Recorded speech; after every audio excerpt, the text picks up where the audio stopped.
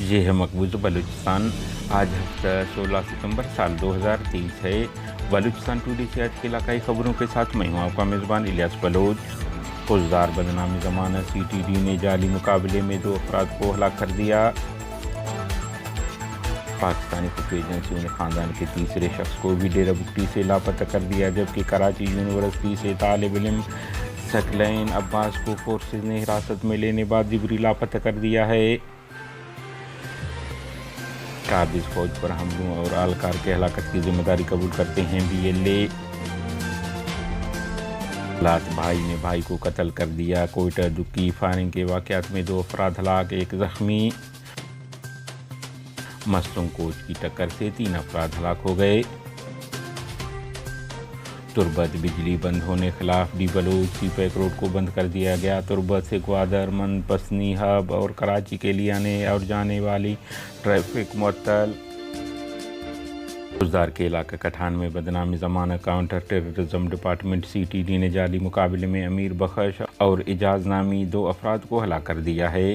آپ کو علم ہے سی ٹی ڈی ہمیشہ پہلے سے جبری لاپتہ افراد کو فورسز اور خفیہ اداروں کے غیر قانونی حراستی مراکز سے لے کر قتل کر کے مقابلے کا نام دیتا چلا آ رہا ہے، یا وہاں ہلاک ہونے والے افراد کی میتیں لے کر کسی نہ کسی علاقے میں لے جا کر پرچی لگا کر پھینک دیتا ہے۔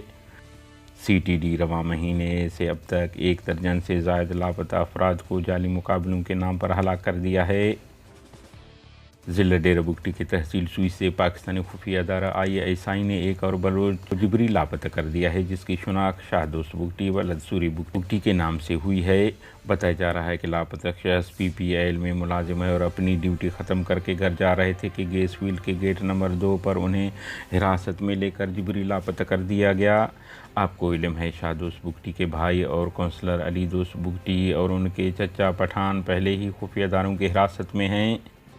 Baloch liberation army B L A کے ترجمان جینت بلوچ نے جاری بیان میں کہا ہے کہ سرماچاروں نے ہب اور پنجگور میں قابض پاکستانی فوج کو حملوں میں نشانہ بنایا اور کلات میں زیر حراست دشمن فوج کے ایک مقامی ایجنٹ کو ہلاک کر دیا ہے۔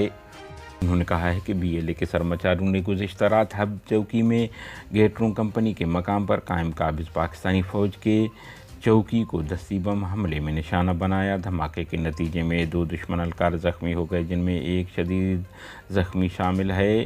انہوں نے کہا ہے کہ پنجگور شہر میں قابض پاکستانی فوج کے مرکزی کیمپ پر اس وقت گرنیڈ لانچر سے متعدد گولے داغے جب دشمن فوج کا قافلہ کیمپ پہنچا تھا۔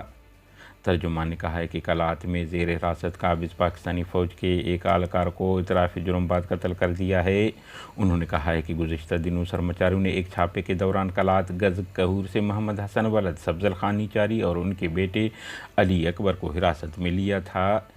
دوران تفتیش محمد حسن نے اعتراف کیا ہے کہ وہ قابض پاکستانی فوج کے لیے مخبری کا کام کرتا رہا ہے۔ اس نے اقرار کیا کہ گردنواں میں بلوچ سرماچاروں کے راستوں کی نشاندہی میں ملوث رہا ہے۔